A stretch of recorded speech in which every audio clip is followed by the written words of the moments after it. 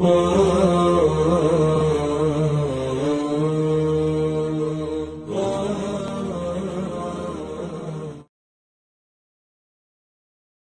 علی بھائی، اگلا سوال ہے کہ کئی ایک ویڈیوز میں اس بات کا آپ نے ذکر کیا ہے کہ نماز میں سجدہ صاحب کے ایک سے زیادہ سنت طریقے ہیں. ہاں جی، پلیز ان تمام سنت طریقوں کو مختصراً بیان فرما دیں تاکہ ہمیں تمام سنتوں پر عمل کرنے کا موقع ملے.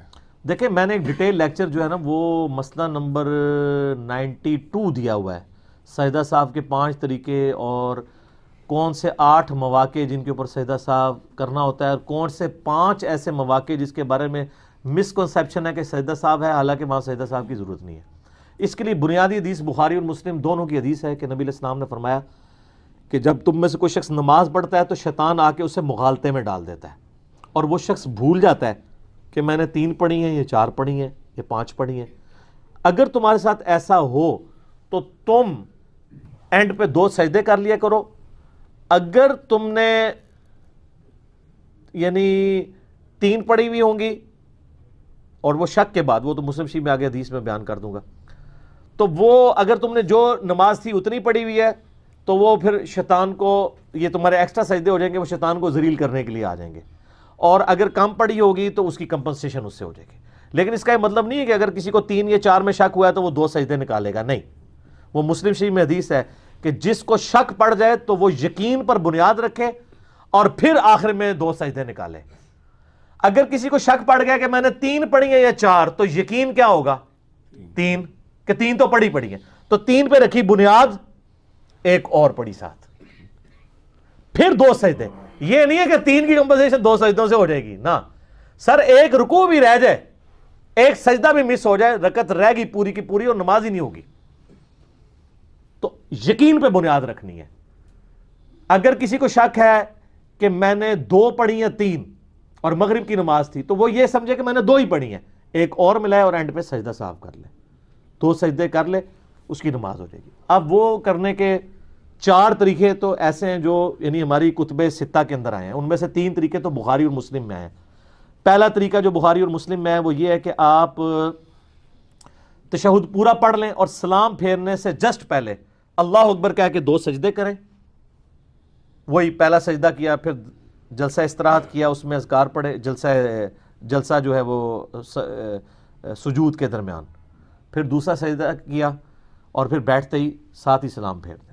یہ بخاری اور مسلم میں طریقہ ہے. دوسرا طریقہ بخاری اور مسلم میں ہے کہ آپ دونوں طرف سلام پھیر دیں اور اس کے بعد آپ 2 سجدے کر لیں، اور اس کے بعد دوبارہ سلام پھیرنے کی ضرورت نہیں. اور تیسرا طریقہ بخاری اور مسلم میں آیا ہے کہ نماز کے 2 سلام پھیرنے کے بعد 2 سجدے کریں، 2 سجدے کرنے کے بعد پھر دوبارہ سلام پھیر دیں یوں کر کے. یہ 3 طریقے ہیں جو بخاری اور مسلم میں.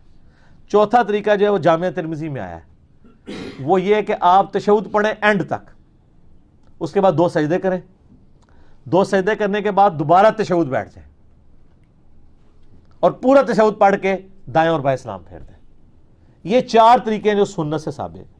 ایک وہ طریقہ جو ہمارے حنفی بھائی کرتے ہیں وہ نہ نبی علیہ السلام سے ثابت ہے، نہ کسی صحابی سے ثابت ہے، ایک تابعی سے ابراہیم نخعی سے ثابت ہے، اور وہ یہ روایت بھی پوری پیش کرنے جوگے نہیں ہے. مصنف ابن ابی شیبہ میں ہے، وہ پوری روایت یہ پیش ہی نہیں کر سکتے. اس میں الفاظ ہیں کہ سجدہ صاحب میں بھی 1 سلام ہے اور جنازے میں بھی 1 سلام ہے. جنازے میں تو حنفی 2 سلام پھیرتے ہیں، جنازے میں 1 سلام ہوتا ہے دائیں طرف صرف. جنازے میں 2 سلام والی روایت جو ہے وہ ضعیف روایت ہے. تو وہ کہتے ہیں نہیں، ہمارا طریقہ بھی لکھا ہوا ہے اور وہ بھی تابعی سے، ابراہیم نخعی سے. اگر کوئی اس کو مانتا بھی تابعی کے قول کی وجہ سے تو پھر پورا قول لے نا. اصل مقصد 2 سجدے. حنفیوں والا جو طریقہ ہے اگر کوئی اس طرح بھی کر لیتا ہے تو ہو جائے گا. باقی بہتر یہ کہ آپ پہلے 4 طریقوں کے اوپر ہی عمل کریں. یہی یعنی ایک سب سے آپٹیمل چیز ہے. اچھا، اس میں بعض اوقات یہ ہوتا ہے کہ انسان سجدہ صاحب کرنا بھول گیا، کوئی مسئلہ نہیں ہے، اور آپ باہر بھی نکل گئے ہیں، باہر جا کے آپ کو یاد ہے واپس آئیں سجدہ صاحب کر لیں. نماز کے کافی دیر بعد آپ کو یاد آیا کہ میں نے وہ جو فرض پڑھے تھے اس کی 1 رکعت کم رہ گئی تھی. جیسے کہ لوگ امام کے ساتھ ہی سلام پھیر دیتے ہیں، بعد میں یاد آتا ہے یار میری تو رہتی تھی، ادھر ہی کھڑے ہو کے 1 رکعت پڑھیں، 2 سجدے کریں، نماز ہو جائے گی. ایون آپ نے بے شک گفتگو بھی کی ہو، بخاری مسلم میں حدیث موجود ہے نا، نبی علیہ السلام نے جو ہے وہ ظہر یا عصر کی نماز تھی 4 کی بجائے 2 رکعتیں پڑھا دی. سلام پھیرا تو آپ علیہ السلام مسجد سے باہر نکل رہے ہیں تو ایک صحابی آیا, اس نے کہا یا رسول اللہ علیہ وسلم یہ نماز کم ہو گئی ہے, آپ بھول گئے ہیں؟ تو آپ علیہ السلام فرمایا نہ نماز کم ہوئی ہے نہ میں بھولا ہوں. یعنی آپ کو یہ کنفرم تھا کہ میں نے پوری 4 پڑھی ہیں. تو یہ جو علم غیب اور یہ سارے عقیدے بنائے ہوئے ہیں وہ کدھر گئے؟ اور آپ نے ساتھ یہ بھی فرمایا میں بھولا بھی نہیں ہوں. اوور لک ہوگی چیز.